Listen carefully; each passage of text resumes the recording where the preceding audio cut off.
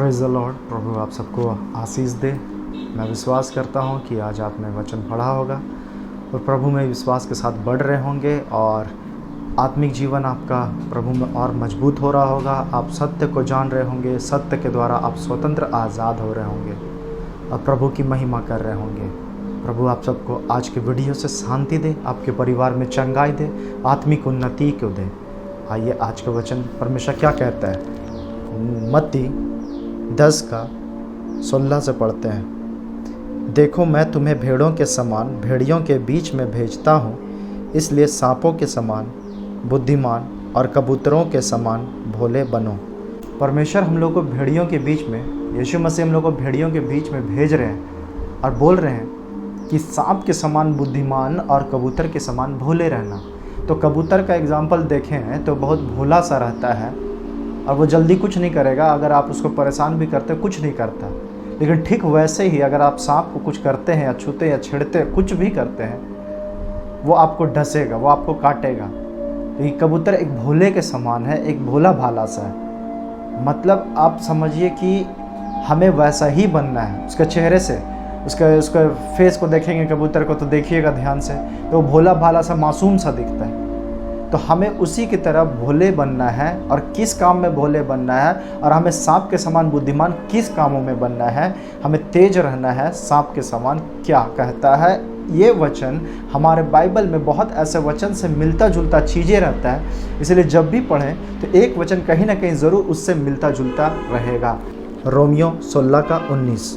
तुम्हारे आज्ञा मानने की चर्चा सब लोगों में फैल गई है, इसीलिए मैं तुम्हारे विषय में आनंद करता हूँ। परंतु मैं यह चाहता हूँ कि तुम भलाई के लिए बुद्धिमान परंतु बुराई के लिए भोले बने रहो। आंसर मिला। मतलब हमको किस काम के लिए बुद्धिमान रहना है? भलाई करने के लिए। और बुराई करने के लिए हमको भोले रहना है। मतलब हम बुराई करना नहीं जानते, हम गाली देना नहीं जानते, हम किसी का चुगली करना नहीं जानते, हमको बुरा गंदा चीज़ हमको आता नहीं है, हमको घूस लेना नहीं आता, मुझे कुछ ऐसा चुगली चपाटी करना या फिर किसी का मीठा मीठा चिकनी चुपड़ी बातें करके चोरी चालाकी करने नहीं आता। मतलब हमें इन चीज़ों में, बुराई के मामले में भोले बनना है और अच्छे काम भलाई करने में हमें बुद्धिमान बनना है। 1 कुरिन्थी 14:20 क्या कहता है? हे भाइयों, तुम समझ में बालक ना बनो, बुराई में तो बालक रहो परंतु समझ में सियाने बनो।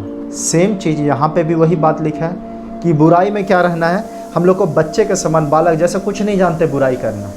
और यही चीज़ हमें समझ में बुद्धिमान सियाने बनना है। उस सांप के समान जो चतुर और तेज रहता है, उसे कुछ भी आहट सुनाई देता है तुरंत वो अलर्ट हो जाता है, तेज रहता है। बुद्धिमान के समान वैसा हमें तेज रहना है कि कोई हमें धोखा ना दे।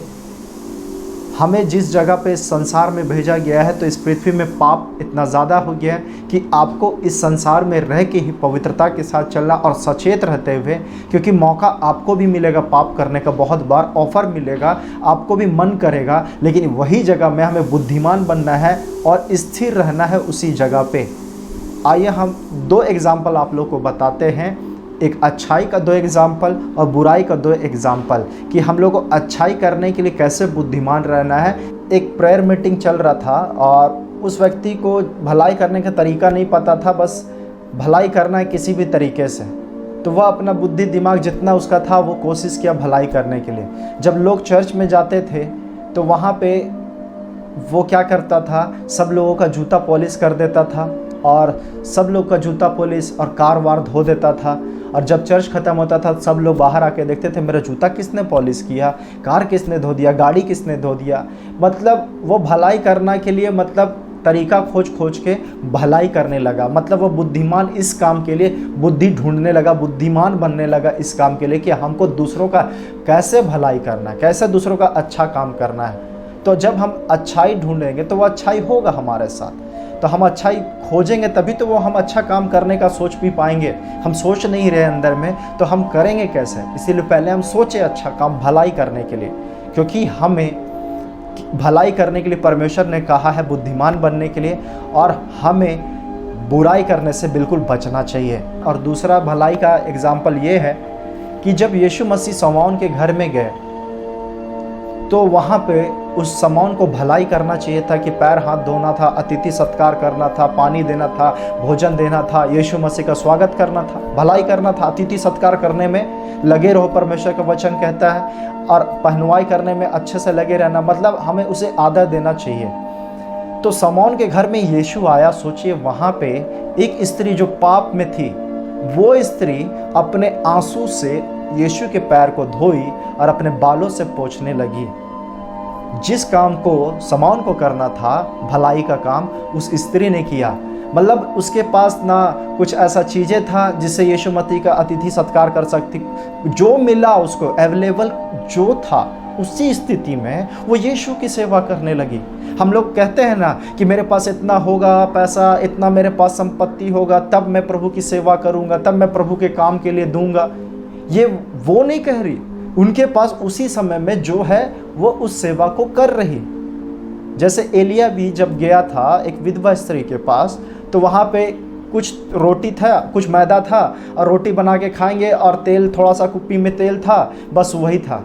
लेकिन एलिया ने बोला कि जो भी है वही मुझे दे, और उसने जो भी था उसे दे दिया। लेकिन वो सोच रही थी कि हम और मेरा बेटा खाएंगे और मर जाएंगे। लेकिन वो परमेश्वर का भक्त था, वो भविष्यवक्ता था। एलिया आया और वो मांगा, और उन्होंने अपना सब कुछ दे दिया, जो था बचा खुचा उसे भी दे दिया। और परमेश्वर एलिया के द्वारा आशीष दिया कि तेरा कुप्पी का तेल कभी, जब तक अकाल है तब तक पूरा भरा रहेगा, रोटी कभी समाप्त नहीं होगा, मैदा कभी समाप्त नहीं होगा।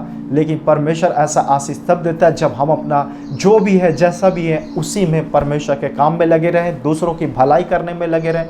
ये ना बोलते रहें कि मेरे पास ऐसा आ जाता तो मैं उसका हेल्प कर पाता, इतना मेरे पास होता तो। जितना भी है उसी में आप लोगों की भलाई करें। तो यहाँ पे भलाई करने के लिए वो ढूंढ रही थी। ये नहीं सोच रही थी कि शमौन के घर में तो भोजन होगा, ये होगा, वो नहीं। शमौन का था, लेकिन फिर भी उसके पास रहते हुए भी उसने नहीं किया, और उसने किया भलाई। जिसके पास नहीं कुछ होते हुए भी आंसू से पैर धो दी और अपने बालों से पोंछने लगी। ये वह भलाई, जब हम खोजते हैं ना किसी का भलाई करने के लिए, तो वहाँ पे सिचुएशन को देखा नहीं जाता है, वहाँ जो बन पड़ पाता है वो करते। इसीलिए भलाई करने के लिए लगे रहें, और भलाई करने में बुद्धिमान हो। और फिर बुराई करने के लिए कैसे हम लोग को भोला रहना है। मतलब हम लोग इस चीज़ को बोल सकते हैं, मूर्ख जैसे बोल सकते हैं कि बुराई करने मुझे कुछ आता ही नहीं है, बुराई करने हम जानते ही नहीं है। बुराई का 2 एग्जाम्पल देता हूँ। जैसे कुछ दिन पहले मेरे कार के सामने से कुछ साइकिल वाले जब क्रॉस कर रहे थे, वो हल्का से चोट लगा और वो गिर गया। मैंने सोचा कि मेरा गाड़ी में स्क्रैच हो गया, उसको कुछ तो नहीं हुआ। उठ के जाके उसके पास देखे तो कहीं उसको तो ज़्यादा लगा तो नहीं, तो देख रहे कुछ नहीं हुआ था, कुछ भी नहीं हुआ था, सिंपल वो गिर गया था, बल्कि मेरा गाड़ी टूट गया था। और फिर उसके बाद जब मैं उसे उठाया तो बोला, मैंने चोट उठ तो नहीं लगा ना आपको? तो वो बोला नहीं नहीं नहीं कुछ नहीं हुआ, जबकि वो मसीह नहीं था। और वो एक लाइन बोला कि नहीं, ऊपर वाला है ना, वो सब कुछ ठीक कर दिया, हमको कुछ नहीं हुआ, ऊपर वाला बचा लिया हमको। मतलब वो अविश्वासी होके भी विश्वासी वाला लाइन बोलने लगा। अगल बगल में जो ठेले वाले थे, दुकान वाले, वो बोलते हैं मांगो मांगो मांगो, उससे पैसा मांगो, कार वाला है, ज़्यादा पैसा वाला है, मांगो उससे। और ये बोल रहा है नहीं नहीं नहीं, मेरे को कुछ नहीं हुआ, मेरे को कोई चीज़ का ज़रूरत नहीं है। और वो बोल रहा प्रभु है, संभाल लिया सब कुछ। तो वो आदमी बोल रहा मूर्ख व्यक्ति है, वो मूर्ख व्यक्ति है। और वो मूर्ख व्यक्ति है मतलब उसको बदनाम कर रहा, उसको गाली दे रहा, गंदा गंदा गाली, और बोल रहा कि अरे उससे मांगो पैसा, गाली दो उसको, खराब खराब लड़ाई करो उससे, उसको बोलो वो देगा ही। ऐसा करके वो उसको चढ़ा रहा था। और वचन में हमें यही सिखाता है कि बुराई करने में हमें भोले रहना है। मतलब वो बुराई करना नहीं जान रहा, लेकिन संसार उसको बुराई करना सिखा रहा। लेकिन लास्ट तक उसने ऐसा कुछ भी नहीं बोला। जबकि परमेश्वर के लोग ऐसा अगर हो रहे तो हमें दूर हटना चाहिए। सोच के देखिए, जो मसीह को नहीं जानते वे ऐसा स्वभाव वाले हैं, तो हम जो मसीह यीशु को जानते हैं उसका स्वभाव हमारे अंदर उतरना चाहिए। जो यीशु हमसे इतना प्रेम करता और हम उससे वचन को जानते, सत्य को जानते, हमें ज़्यादा दिया गया है तो हमसे ज़्यादा लिया जाएगा। और यही बात उस व्यक्ति के साथ हुआ और वो चुपचाप से वहाँ से चले गया। कुछ भी बुरा अपने मुंह से अपशब्द नहीं बोला। वो बुराई करना जानता ही नहीं था, लोगों सिखा रहे थे उनको, लेकिन वो जानता ही नहीं था। हमें ऐसे ही किसी चीज़ों में, ना मुझे गाली देने आ रहा है, मैं कैसे गुस्सा में क्या बोलूँ कुछ नहीं जानता हूँ, लेकिन दूसरा लोग सिखाएंगे, आपको वहाँ स्थिर रहना है।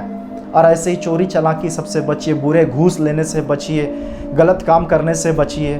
जो शॉर्टकट तरीका अपनाने के लिए पैसा दे के गलत काम कराते हैं वो सब मत करिए। झूठा काम मत कीजिए, क्योंकि परमेश्वर नहीं चाहता है कि आप बुराई करें, बुराई करने में लगे रहें। ये हुआ बुराई का एक एग्जाम्पल।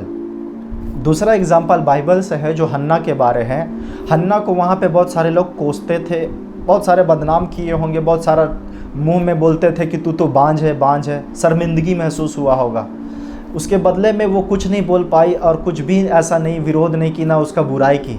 वो चुपचाप सहते रही, सुनते रही और बर्दाश्त करते गई और सिर्फ अपना मन का बात, अपना दिल का बात उस परमेश्वर को बताने लगी।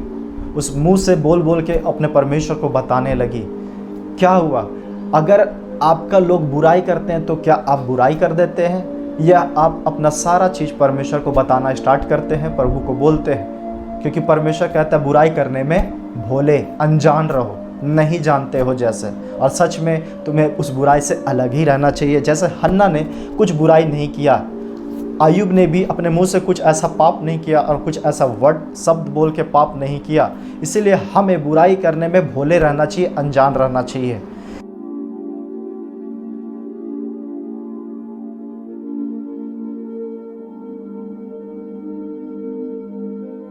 और ऐसे में क्या होता है, जब आप भोले बने रहते हैं बुराई करने में, तो लोग आपको मूर्ख बोलेंगे, आपको एकदम बेइज्जती करेंगे, अपमान करेंगे। इसको समझ नहीं है, मूढ़ है, ये मूर्ख व्यक्ति है, बुद्धू है, ऐसे बातें बोलेंगे। लेकिन परमेश्वर का वचन क्या कहता है? परमेश्वर ने ऐसे मूर्खों को चुन लिया है।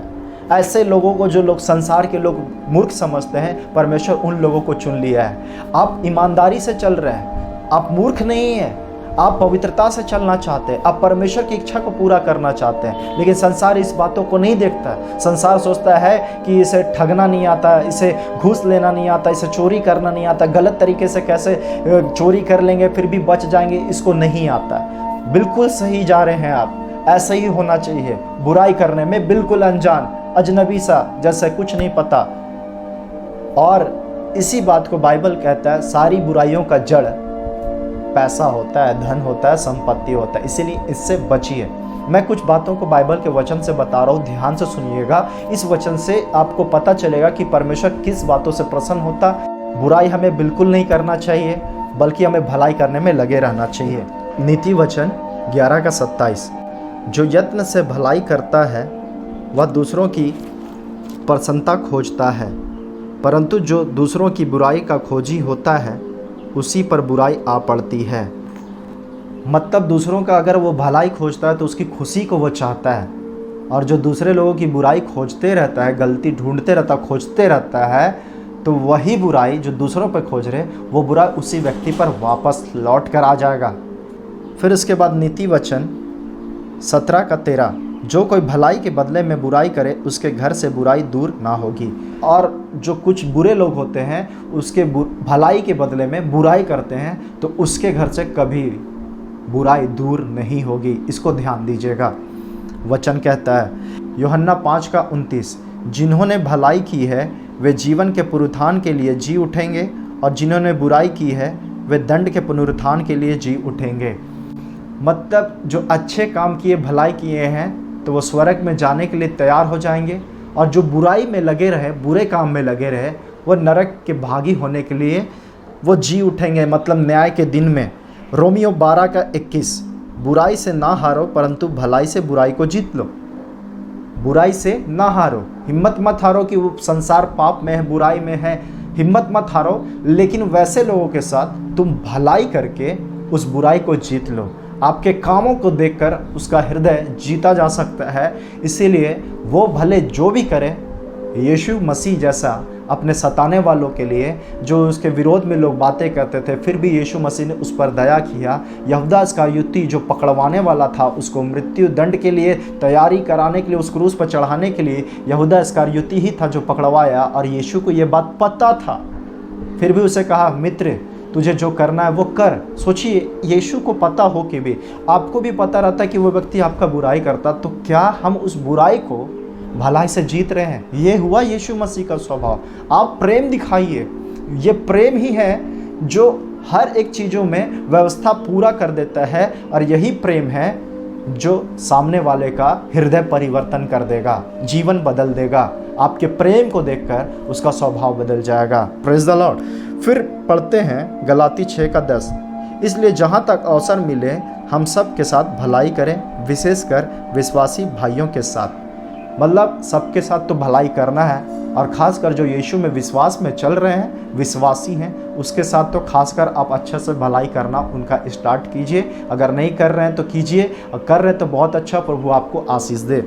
इब्रानी 13:16, भलाई करना और उदारता दिखाना ना भूलो, क्योंकि परमेश्वर ऐसे बलिदानों से प्रसन्न होता है। मतलब भलाई करना, उदारता दिखाना, अपना दया दिखाना, क्योंकि ऐसे ही बलिदान से परमेश्वर बहुत प्रसन्न होते हैं। मतलब अगर आप भलाई किसी का कर रहे हैं तो परमेश्वर बहुत प्रसन्न हो रहे हैं। ईमानदारी के साथ अगर भलाई कर रहे हैं तो, क्योंकि भलाई तो करते हैं लोग और कुड़कुड़ा के भलाई कर रहे हैं। जैसे होता ना, आओ इधर आओ, तुमको खाना दे रहे हैं, आओ इधर आओ, तुमको कपड़ा दे रहे हैं, जबरदस्ती उसको खींचतान कर रहे हैं, मतलब क्रोध से, मतलब चिड़चिड़ा के सेवा कर रहे हैं। प्रभु ऐसा नहीं चाहता। अब प्रभु चाहता है कि आप प्रेम से, दया के साथ, क्योंकि परमेश्वर बलिदान से ज़्यादा चाहता है कि तुम दया करो।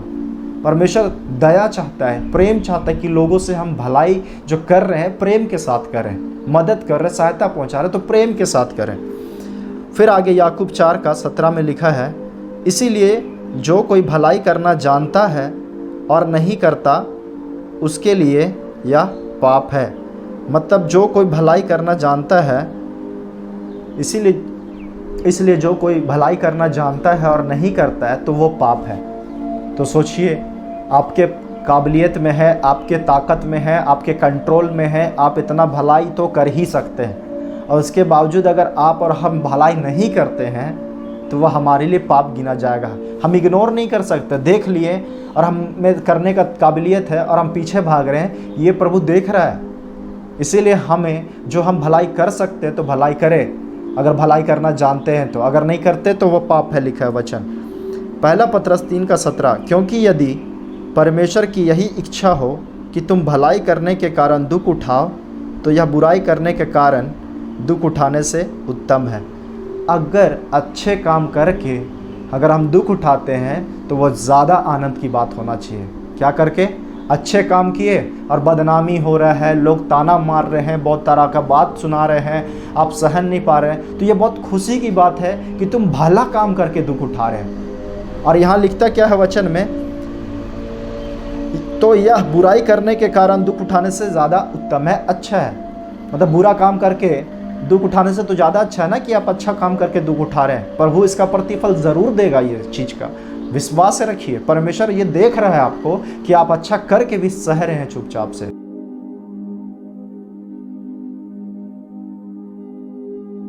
परमेश्वर आपको बहुत आशीषों से भरेगा, आपको और आपके परिवार को भी।